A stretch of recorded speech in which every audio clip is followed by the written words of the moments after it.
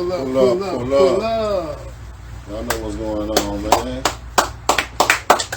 Pull up at the Pull Up Podcast, man. H-Town Finest in here, man. Nice to meet you. Nice to meet you, man. Introduce yourself. Lance Scott Walker here, Waco for the first time. Okay. Welcome to Waco, man. Welcome to Waco. How you like it? I love it. It's been a warm welcome. It's a good time to be here. Okay. Monday night, everybody coming through. Right. Yeah. So it's live, man. We here, man. We here. Deal Flowers. Where we at, Teflon? Where we at? Man, we at 715 Waco. 715 Lake Girl, man. Y'all pull up, man. Get some of this, some of these hot kicks, man. Y'all know these boys is coming off the shelf, man. Real deal. Like It's really going down, man. Y'all step in, man. And y'all pull up, see what's going on. So yeah. So give us the rundown. Who is Mr. Lance Scott Walker? Who is Mr. Lance Scott Walker? Mr. Lance Scott Walker is a guy who's been working on a DJ Screw book for a long time. And I'm very, very happy to have it out in the world. I've been running around the state and seeing people and hearing people talk about Screw and talking about their love for Screw. And, you know, I'm from Galveston. I lived in Houston for 14 years. I've been in New York now for 15 years. And, you know, never lost my love for the stuff I've been working on all these years. You know, it takes forever to do this. It takes forever to make something like this happen. But all the love that surrounds it, you know, people like yourselves, enthusiasm for it, your love for the work, for the artists, you know, it just makes it a beautiful thing coming through. To do something like this. Like you wrote a book about. He's a hell of a dude, yeah. Yeah, he was. R.P. Screw, man. It's time to stand up, man. Texas, stand up. Screw put a lot of big impact on us down here. Yeah. Like, everywhere, really, though. But, you know, we from Waco, we look small, you know, trying to consider it small. But we so screwed up. It's crazy. Yeah. You know what I'm saying? So, yeah. Definitely screwed up, man. Yeah. How long did it take you to, when did you come up with this and made you want to say, I want to make this book? Probably about, I'd say something like 2007. You know, the idea kind of came around because I was working on the other books, Houston Rap tapes, and I was studying everybody. You know, I was doing the research on really everybody in Houston: Ghetto Boys, South Park Coalition, Swisher House, Screwed Up Click. You know, every really kind of a cross section of the city. But as I was working and interviewing people about Screw, like the way they talked about him, you know, the stories that they told about him, the love that they obviously still had for him, and the love that he obviously showed to them and made them feel that. You know, that to me just got me feeling, man, so special. Like, is there a book about him? So I started looking around, kind of naively thinking maybe there's a book out there. There's no book.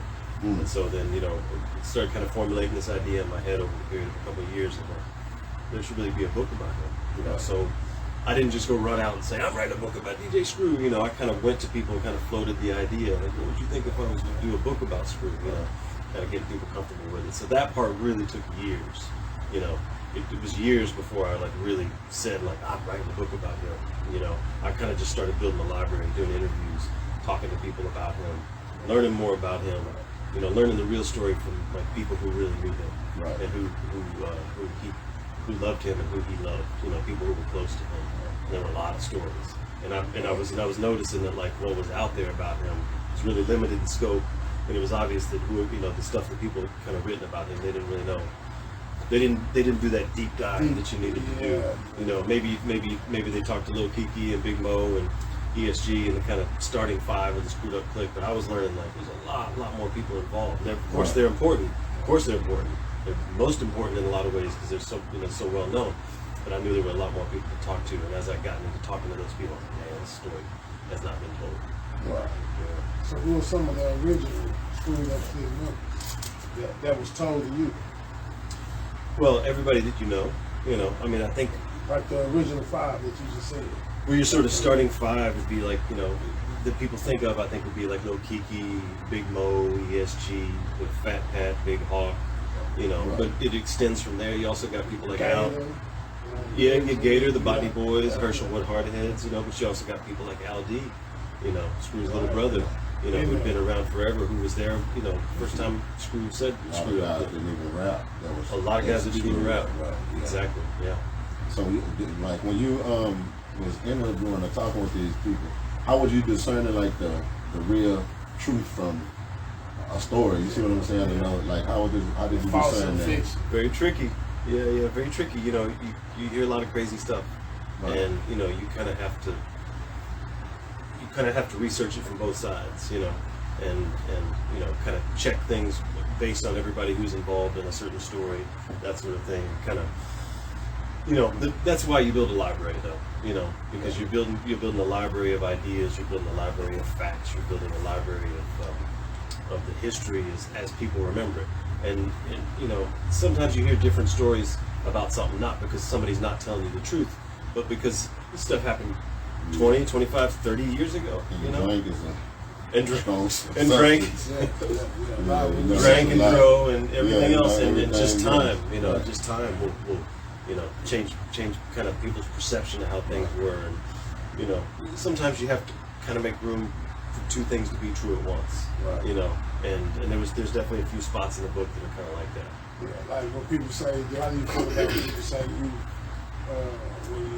you listen to Screw and you slow down banging, you got to be on serve. How do you feel about that? You don't have to be on serve to be slow down banging. He said that himself. Yeah, he did. You know, he said you don't have to listen to drugs. I mean, you don't have to do drugs to listen to my music. A lot of Screw people say that. Yeah. Or them just slow down. And he said that too. Yeah. You know, but also, you know, he was making chopped and screwed music before he ever tried codeine for methazine. Yeah. You know, like that comes around in like 1994. You know, he'd been doing what he was doing before that. Right. You know, so while you can say, you know, it's like, you know, like Paul Wall said, it's kind of like having wine with a steak. You know, it just brings out the flavor. Yeah, sure. But not everybody drinks wine. Not everybody eats steak. You know, it's you know, it's something that you can completely enjoy on its own. You don't have to be on drugs. And it can enhance things. You know, just like it can enhance other things, but it doesn't need it. It stands on its own. That's what's up. Then I got these Houston rap tapes, man. Tell me a little bit about this, man. What's going on, man? We got the book right here too, man. Y'all need to pull up. Yeah, Hype White though, man. Yeah. So that was so I did a book in 2013 called Houston Rap. It's a big photo book, like a coffee table book that I did with the photographer Peter Beste, and he's the one who started me on this whole project because we go way back to like 1996. Shout out Peter Beste.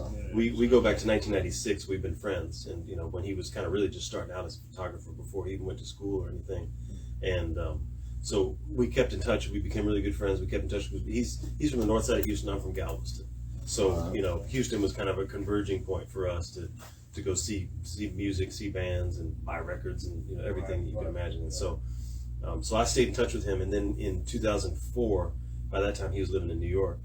And he got in touch with me and said, "Hey man, I'm gonna start coming back to Houston, take pictures of all the, you know, rappers we grew up listening to." I was like, "That's a bet. You know, come on, you can stay with me. You know, we'll come on through." And he comes down, he does a couple sessions. You know, K Reno was one of the first people he met with. Wicked Cricket, you know, yeah. RP Wicked Cricket, man. Old Cricket, man. Yeah, good dude. So these were people he was meeting in the beginning, and then he said, you know, at the time I wrote for the Houston Chronicle. I was the nightlife writer for the Houston Chronicle, and he said, "Man, you know, I've done a bunch of sessions now, a bunch of photo shoots with guys, and like I take pictures of them, and they tell me these stories, and like stories aren't going to show up in the pictures. You know, like you come on board. You know, you're a writer. Come on board with me. Write this with me." And so when I was talking earlier about doing a project that was all of Houston, that was that project. And so it was a photo book where he shot the photos, and I wrote an oral history that goes through the book. But then the original Houston Rap Tapes book extends from that to a book of interviews. Right. Yeah. How long did it take for you to write a book like this? Years. Yeah, I mean, we started on that project in 2005, and then 2013, 2014, those books came out. So there was another version of that book. It came out in 2014, and it was really it didn't look like that. It's thinner. It's just mostly text. There's a little section of photos in it. So those two came out 2013, 2014, and then in 2015. I got in touch with the University of Texas Press, and I said, "Hey, I'm working on a book about DJ Screw. Would you be interested?" And the guy was like, "Yes, call me tomorrow." And so, you know, I called him and I told him about the book, and he said, "Yeah, we want that. Let's talk. Get to work. You got to, there's a bunch of hoops you got to jump through. You got to do a book proposal. You got to have me some sample chapters. We want to kind of know how the book works and what it's all about. Meanwhile, what if we take your book, Houston Rap Tapes, and we republish it with us? And like you can change it up. You can add stuff to it. You can fatten it up. Whatever you want to do. And I was like, okay, so that's good. So I started working on that at the same time I was working on Screw. And this book right here came out in 2018 as a kind of a mid-step between the other books and the Screw book. I think really they wanted to set it up. They thought, okay, well, Screw book is going to be several years in the future and it'll do well. So why don't we give everybody a back catalog option? So that whenever hopefully in advance, but also then like once the Screw book comes out, they'll go, okay, I love that DJ Screw book. Oh, look, he's got another one. And then they go get that one. And this is more of a reference book because it's just straight interviews. Right. So if you read the Screw book first, that book makes a lot more sense. Kind of sets it up. So that's that journey. I didn't actually, sign a book deal for DJ Screw until 2019. So it was like 4 years after I'd already been talking to them, and after that came out. Yeah. You name some of the people you work with? Big artists? Oh, in the book? Yeah. Everybody you can imagine. Everybody. Everybody SUC. Wow, man. That book right there is like rubbed shoulder with it and spoke like talk with them. Mm-hmm. Oh yeah, it's well respected. Yeah, that's what's up right there, man. You gotta try to get everybody. Because a lot of people don't. When you go ask people, I want to write a story about you. I want to write a book about you, something like that. People put their defense up. Yeah. They don't want to just tell everybody. For They them to shouldn't. open up to you. Yeah, they shouldn't. That should mean something to you. Yeah. They shouldn't just open up. Right. Like who am I? They need to trust me first. Yeah. We need to take some time with that. Like, these are personal stories. These are like people's histories, and it's like, and so you got different levels of it. Like some people, the second I call them, oh yeah, man, I've been waiting to talk to somebody. Right. Here we go. I got a story to tell, and they're ready to go. Right. And so you got that dynamic, and then you got people maybe on the other side of that who's like, we're like, man, it hurts me to talk about him. Right. I loved him. I miss him. Right. It's hard. There's some people didn't. Maybe that was it, or maybe it's because they just didn't know who I was or what I was all about. So it takes time. Yeah. With some people it really took me years to get to a point where I could talk to them, either on the phone or in person, whichever, however they were available. But to get them into a space where like they can learn to trust me based on like, I was talking to Polo about this earlier, like when you're interviewing somebody, like the person you're interviewing is learning about you.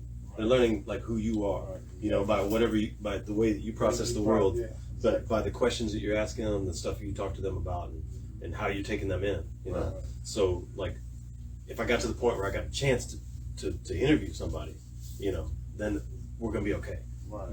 Because then like by the time we get to the interview, you're at least gonna know who I am, and I might not get everything from you today, but at least gives me an opportunity to circle back to them. And to ask them other stuff, and some people it took 2 or 3 interviews before we really got deep. Other people it was one and done. They're like, this is all you're gonna get it all in today, Right. And you have to respect that it's always different. What kind of stories did you can give us? Go ahead. Just speaking of Polo, you gave him credit. How did you come across Polo, and how did that happen? Well, I look for interviews online, and Polo's got a bunch of interviews on YouTube, and that's where I found it. And I was a big fan of 3-2, and I did get to interview 3-2 during his lifetime, but I didn't get, there was stuff that he said in that interview with Polo. I was like, man, that's just, I love what he said right there. It's so important what he's talking about. And so I reached out to Polo, just like I did with a few other journalists who had interviewed him, and who had interviewed people who had passed. Right. That was the main thing. It's like, if you've interviewed somebody who passed, and I'm not going to get a chance to interview him, like I want to put you in the book, and I'll put credit right next to your name. I'm not going to have like little footnotes. Somebody's got to look in the back to see who did that interview. It says, Mr. 3-2 as told to Polo's Mob TV. I want to have that name right next to it, because what that does at the same time is like, okay, I get to have that quote in the book, and I get to have Mr. 3-2. I get to have his voice in the book, but I also get to show right next to that, hey, Polo's out there doing this work. Go check out his work. Shout out to Polo, because that's why we're here. Real talk, man. Shout out to that boy. Because he's the one who connected me with Ryan to get me here and connected me with y'all. And brought me to Ryan connect, man. Yeah. That boy. Yeah. He's most respected out here, man. How you gravitate to the culture, your passion? What made you just gravitate to the culture like that? Is it just like living down there in the city? Yeah, I mean, you know, I grew up on hip hop. I grew, you know, when I was in 6th grade, 1984 was when, you know, Fat Boys broke, Run DMC, UTFO, Curtis Blow, you know, all that stuff was breaking, you know, Crush Groove, Beat Street, Breaking 2, all that came out when I was in like, you know, 6th grade, you know, all that hit. And like, you know, so that was a big deal because that was like, you know, Purple Rain had been like a huge record before, right before that, you know, for like kids who were kind of just discovering music, kids that are like 10, 11 years old. Like before that, you don't, you know, maybe you know music, Purple you know, Rain. but like kind of finding something that didn't come from your parents, you know what I mean? Like Purple Rain was kind of that first record where it was like, and so that record came out and like that record kind of took over. Everybody was listening to that record. But then right after that was when like hip hop really broke, you know, broke through to the mainstream. And like for kids in my school, you know, Galveston's really mixed. You know, white kids, black kids go to school together. Like it's an island, so everybody's kind of condensed into the, you know, the same geographical boundaries, and so your cultures mix. And you know, you might hear some kids listening to country music or whatever, but then you know, hip hop was like music that took over to where like kids who were my age felt like this is our music, you know, because this is fresh music. This is a brand new genre that's just coming out. It really wasn't brand new, you know. Hip hop by then was 10, 11 years old. You know, we're talking about 1973. Hip hop's just a little bit older than me. You know, but like by 1984, that's when it's kind of, you know, we got the movies that have come out, you know, and everything, and it's really reaching people and reaching. And I think that was what reached my generation, you know, of kids. And so I got into hip hop at that age, and hip hop led me into like punk rock because there's records that Africa Bambaataa did with a punk rock group, and you know that led me into that and like heavy metal and everything like that. But hip hop was always, you know, I was interested in both at the same time. So I moved to Houston in 1992 and grew up in the city where you could hear DJ Screw all the time. You know, it was Ghetto Boys when I first moved to Houston. They had just broken nationally with Mind Playing Tricks. But in the years after that, then you started hearing Screw all over the city. You know, I lived in the Heights and I worked in 3rd Ward and 4th Ward. You drive through the city and you hear Screw, you know. So, but, you know, so Peter Beste, like I was talking about earlier, is what got me into doing this work. But really what it was about is I love Houston. I just had a love for Houston. I was like, I want to do this for Houston. Because I knew that like, my interest was in doing it about Screw the artist, but also about Robert Earl Davis Jr. the person, because the stories I was hearing about, I was like, man, you know, this guy was full of love, and like, and the people that were around him were full of love for him, and that made me want to write about him. And another layer underneath that, or around that, however you want to say it, was that I loved Houston. I was like, I want to do this for Houston. I want to do this for Screw and the people who loved him, and feature all of them in the book. Describe some of that. Can you kind of give us a feeling of some of the words they told you so we can kind of feel the way you feel? Of the words that... they told you what made you feel like, dang, man, this man is special. A lot of people told me that they felt like he made them feel like they were his best friend. You know, like that's a really special, very specific kind of feeling that you get from somebody. Like you've known people like that in your life that just pulled you in a way that like you maybe didn't even necessarily expect, but they just connected with you, and it was like, you know, you've got people like that who are like genuine. Yeah, they're genuine, but also like they pulled you into that connection, and you're glad that they did, right? You know, like people you know, people from your past that have been, they were the ones who were kind of responsible for like making you two friends. You know what I mean? And it seems like for a lot of people that was him. You know, he kind of pulled them in, and he just made that connection with them, made that clear, like, hey, I'm meeting you, I'm getting to know you, but like, I see you, and I'm making time for you, and everybody else can wait, I'm talking to you. You know? A lot of people told me that kind of different versions of that story. Man, without giving too much of the book, what can you tell us about Screw that nobody really know about Screw? There's a lot about his childhood, and then, you know, we associate Screw with the south side of Houston, which is legit, of course. That's where, you know, everybody is familiar with where his houses were, where he did his work. But you know, Screw was born in Bastrop. His family lived in Smithville when he was a baby, but they moved right after that to the north side of Houston. And so, people, you People know this. originally think he was from the south side of Houston. Yeah, and we know, from the history of the north side and south side of Houston, Yeah, or like East Coast, West Coast, at least in the 90s, And so that was I think that's a big reveal for a lot of people that don't realize that. Like, Screw actually grew up as a kid in Fifth Ward. Cashmere Gardens in Fifth Ward. Yeah. So, that, and I know because I got his school records and I saw where he went to school and everything. So, Deep. dug deep. Yeah. I mean, if you're going to do it, you got to do it.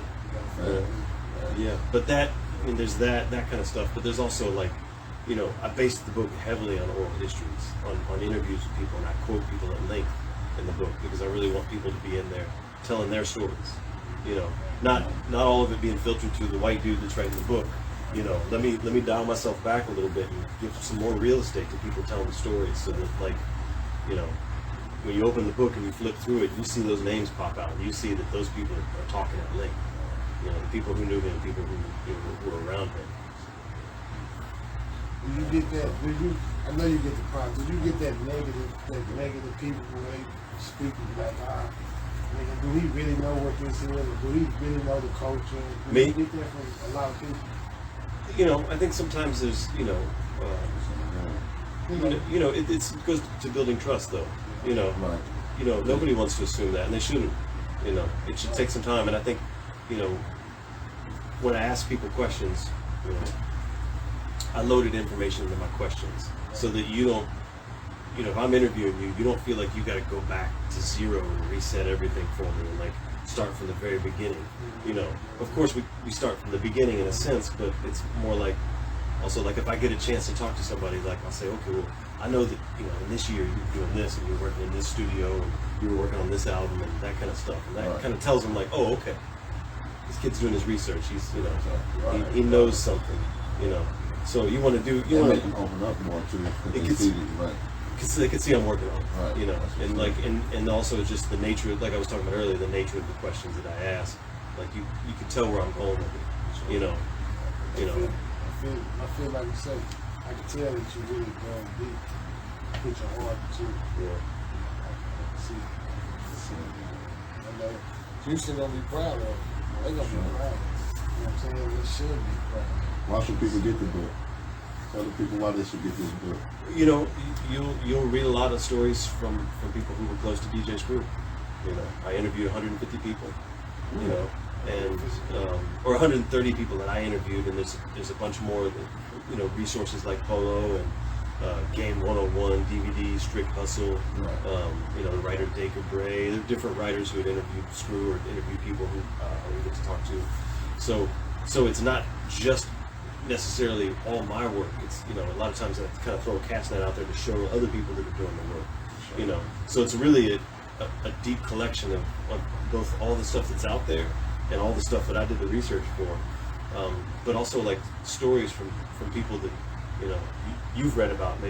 Maybe you've seen an interview or read an interview with them, but obviously there's a lot of stuff in there from Lil Kiki and Big Pokey and Big Mo and ESG and everything like that, but also like from people who are just as relevant who you might not hear as much about, Botany Boys or Zero say he used to go around and go to sleep.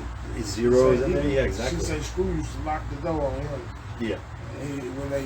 At a certain time, you couldn't go home. Yeah. You just gotta stay there. Yeah, you just gotta stay there. Yeah. Record or whatever. Yeah, but he was hungry. He wanted to do it. He had something that he was working on. It's he was rapping in the early days. He was rapping too fast for everybody else. Yeah. But Screw. Yeah, Screw saw it. But Screw could see it. Yeah. Right. He's like, this kid is special, man. This kid is deep, and he's reaching for something that nobody else is reaching for. Right.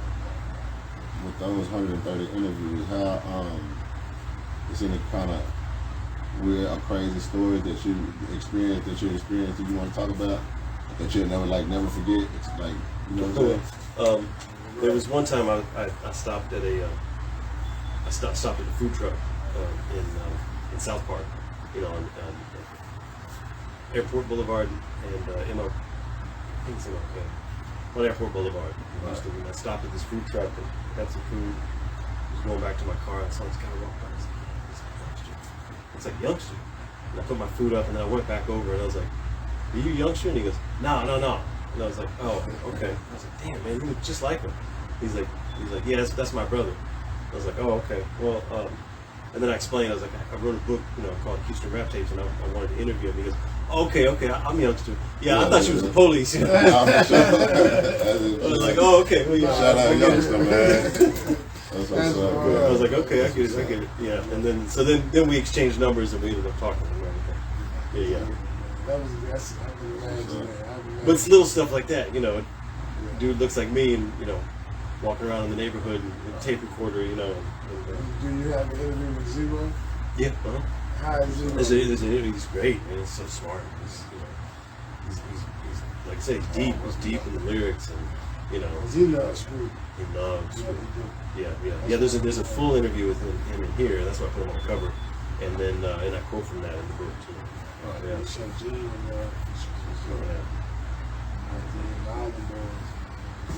All of them. Yeah, really all of them. Universally beloved. A lot of people do Screw from just around the city, but you talk about when like Michael Watts and them did their thing, how the world started on. Should you speak about it in the book? Yeah. I talked about how that trajectory happened. Because Screw was a South Side guy, right. And so only people who, for the most part, overwhelmingly, the most people who got into that house were from the South Side. And like I said, South Side, North Side were like this. Right. Starting in early '90s sometime. And it wasn't really the artists. But it was definitely a South Side versus North Side. You didn't drive a red car up to the North Side. You didn't drive a blue car down to the South Side. Braids on the North Side, fades on the South Side. They were kind of separate worlds. But that sound that he was creating was something that everybody in Houston loved. And so you say you had guys on the North Side who were some of the same generation that grown up on hip hop and were in love with it and were hungry to be artists. And so you get to like the mid '90s and they're working on their skills and they're doing their thing and they start doing their own take on that sound. Because on the North Side, you weren't getting into Screw's house. You weren't, and if you were listening to Screw tapes, they were talking about South Side streets, South Side neighborhoods, and some guys, it's not really the SUC guys, and definitely not Screw. Be talking shit about the North Side. Yeah. And so the North Side guys were tired of hearing that, so they started working on their own movement, their own take, right. Their own thing. But they were doing it different. They had stuff on the internet. Screw didn't do that. They were making CDs. They were on the radio. They were just doing different kind of promo. And then they had active street promo, which Screw's promo was word of mouth, and very much word of mouth. But he didn't necessarily have like a street team out there like that. Swisha House definitely did. And those street team promoters became rappers. Chameleonaire and Paul Wall, they were street team guys at first. They were just out promoting. And eventually they started getting on mixtapes, and then they started working on albums and everything, and Screw passed. And there was kind of a vacuum that was left open from that. And then you get to a point, really where, like what's going on in Houston, over the years is like a pressure cooker, because you had all these talented artists that are making music in Houston on an independent level, selling that music and making good money, and touring regionally or wherever they're getting, wherever they're going. And then you get to a point where all that sort of builds up and majorly, and you're getting like artists that are like really hitting into the prime of their career, like Mike Jones, Millionaire, Paul Wall, Slim Thug. They're all making work. They're all making great work that gets to the same point where they all have albums that are like career achievements that all kind of hit at one time. And so that movement, we saw that break 2004 through 2006. Really, it was a long movement, and all of a sudden, we don't have just attention swinging over to Houston just on Ghetto Boys or like Lil Troy or Lil Flip or artists like that who had hits, genuine hits, out of Houston, but they didn't bring attention to the whole city like that. But once Swisha House broke in 2004, 2005, all the attention was on the city for the first time, and that was a big deal, because then you're teaching people not just about Swisha House, not just about singular artists, but you're teaching them about the city. And then what do you get after that? 2 or 3 years after that, you get A$AP Rocky, you get Drake, you get this whole other movement that's learning from that movement. And of course, from that, or maybe before that, maybe they knew about Screw from before that, but definitely people were learning about Screw through Swisha House and through that whole movement. Kind of blew up during those years. Yeah, so there, there were definitely people on the Screw side of things who have no patience for what Swishahouse is doing. Swishahouse is so important to the whole movement. Right. Yeah, and they do it with respect. They're doing their own thing. You know, it's a different thing. And Screw was dead in, right? He was dead in, right?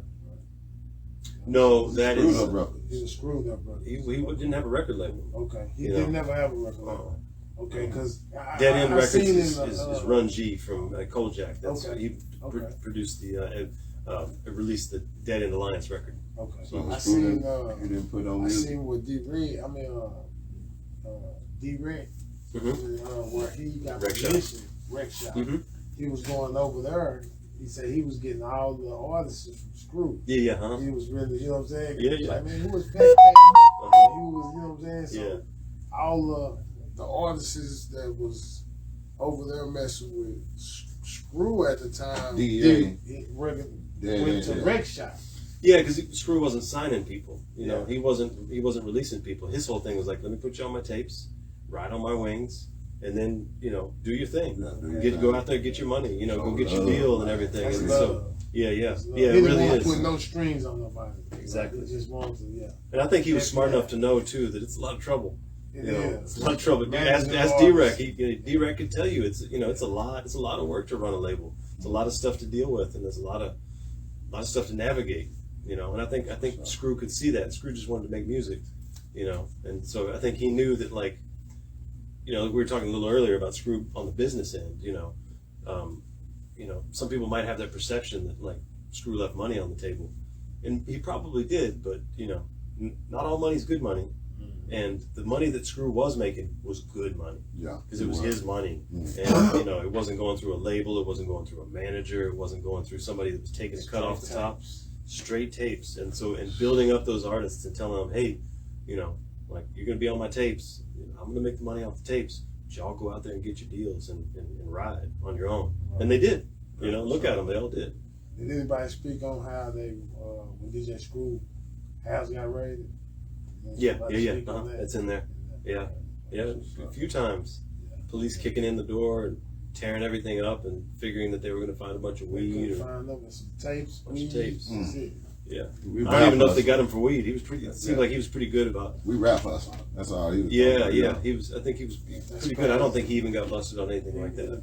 It's like, wow, Yeah. they raised this man out. Yeah. He just pushing tapes. Yeah, and that's why it was a progression of him, you know, opening up the shop, and then eventually moving away from all that, moving out of that house into a Moved to different Mo City. place. Did he move to Missouri City? Missouri City and Sugar Land both. All right. Yeah, but he had a house that he used as a studio in Mo City, and then he had a house that he lived in Sugar Land. Yeah, he was getting that good. Mm-hmm. How can people get the book? DJScrewbook.com is a good spot because I have a link where you can order it from me, signed, but I also have links to a bunch of bookstores, and you know, Amazon has it. Everybody has it. You know, it's widely distributed. So, you know, hopefully stores have it too. You know, I don't know if, you know, stuff like Barnes and Noble has picked it up. I hope so. Right. But you know, the more the word gets out through other places, the more likely it is that it'll happen through those channels. What's next? A book on Galveston. Okay. Write a book about Galveston. See what's up. Yeah, that's where I'm from. Got the name already? I do, but I can't tell you. All right. Yeah, you trying to do We nothing. know, we know what's next. You know Pull up what's podcast, try to get it first, y'all. Pull up. We tried to All of it. Off the backboard, I'm afraid. Oh, he rejected it. Movie in Galveston. I was in a movie in Galveston. That's Yeah. true. Want to speak on that? You want to speak on it? Well, so what he's talking about is that I got interviewed by the local paper in Galveston, and they asked me, you know, what's one thing people don't know about you? And because it was a local paper in Galveston, I said, well, I was in Night Game, a baseball movie. It was when I was 15 years old. I'm just an extra, and I walk past the screen. You know, I'm kind of blurry in the shot, but like I told them, I said, I think when I was 15 years old, I felt kind of blurry anyway. That's what's up. Yeah. How do you want to be remembered? By my work. So, I hope people remember, you know, I hope people remember my work. These books will be around much longer than I will. right. You know, so I hope when people read the book that they look at it and they see a community inside the book. You know, I hope that they feel like they see the recollections, the stories of a bunch of people who were connected and who had something in common and loved each other and loved this one person in particular, and how he loved them. And I hope they see the community that I definitely saw, that I made it a point to highlight and to passion, man. Yes, exactly. Yeah. So, yes, I appreciate you, man. Thank you. Appreciate your time. Yeah. You said DJScrew.com? DJScrewbook.com. DJScrewbook.com, man. Y'all go pick that thing up and get some real information, man. Yes. We got Lance Scott Walk up in the building, man. You done pulled, that's official. You done pulled up. Yeah, it ain't official until you done pulled up. You done pulled up the Waco, man, to the podcast. Gotta come through. Appreciate your time, Skywalker too, have any man. relation to Star Wars? It's kind of hard. Cause I seen the shirt, man. Yeah. Nah, That's for what's real. up. That's I was what's like one of my homeboys earlier. I was telling him like, he was Lance Scott. He thought I was talking Skywalker. I said, was he talking about Skywalker? It's crazy. It's about as crazy close. you It's missed about it. as close as you can get to Luke Skywalker without it actually being Luke Skywalker. Yeah. I was Lance like, Skywalker. man, I looked, He I kept said, telling me I Skywalker. said, Skywalker? Like, Oh, the Skywalker. He said, you know I'm country. Yeah, you country. you know I talk crazy. Yeah, I know it's you know. That's what's up, man. Yeah. We appreciate your that's- time, though, for sure. Thank you. Appreciate it. Nah, for real. So we're, man, we're at Hype Waco, man. Got these kicks going on, 715 man. Lake Girl Drive, man. Lake Girl Drive. Pull up, man. Come see Ryan. That's it, man. It's official. You can pull it up. Much appreciated. We got Lance in the building, man, with this Gotta leave official y'all moment visit. of silence for Screw though. We got to do that we moment gotta of do silence. that. Yeah, we We got to gotta do do that. that. We We got to sit down and do I gotta that, sit man. back We got to sit there. down. And we got Every Polo always on his jaw. Shout out Polo TV, man. Hello. Much Oh, play. man. For Much sure, love. for sure. And Ryan, We're thank gonna you for do that. having Yes, me. sir. You know what's going on. We're gonna do that. Every episode we always show our love, and we're gonna show our love to Screw and all the other fallen soldiers, man. We're gonna bow our heads for a moment of silence.